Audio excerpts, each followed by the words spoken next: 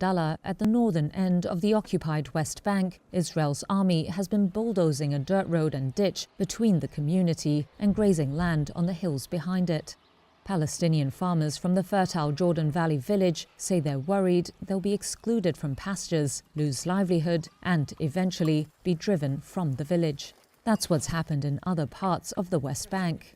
Farmer Ahmed Abu Dahuk says it's already happening in Badala.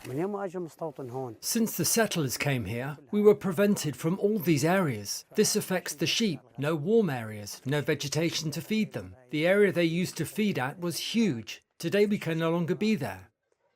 Israel's military told Reuters the works were to allow for security patrols after an Israeli was killed last August. It said the passage would allow for the, quote, continuation of daily life. Jewish settler outposts have appeared around the village since last year. Local families and Israeli human rights NGOs told Reuters the settlers intimidated semi-nomadic Bedouin shepherds to abandon their camps in the area. Those who are still there say they now live in fear of the Israelis. We started to do guarding shifts for our children. We set up this tent as a surveillance and guard room. We take turns from after the dinner prayer until after the dawn prayers. Israel's military has occupied the West Bank since the 1967 Middle East War.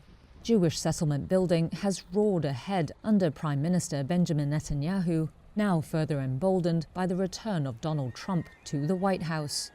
Most countries consider these settlements to be illegal. But since the start of the Gaza war in October 2023, rights groups have documented at least 43 new outposts built in the West Bank, sowing the seeds for future settlements. Palestinian Authority figures show at least 7 were built in the Jordan Valley. As outposts arrived, violence has also increased, locals and rights groups say, sharing video said to show attacks on Palestinian homes and schools.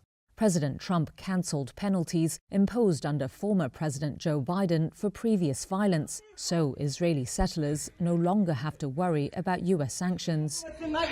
Reuters was unable to contact any of the new arrivals in the outposts around Badala. Netanyahu's office and councils representing settlers did not reply to requests for comment.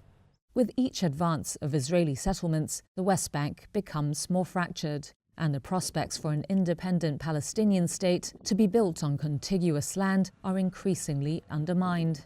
Having already been forced from their homes in the 1948 war that created the State of Israel, many Palestinians are worried the occupation is quietly becoming a full annexation.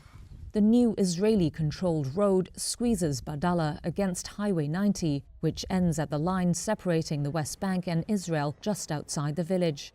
The head of the Badala Council says the village has already been cut off from farmland and pastures. Since the road here will link up to Road 90, he says, this means they have entrapped Badala completely.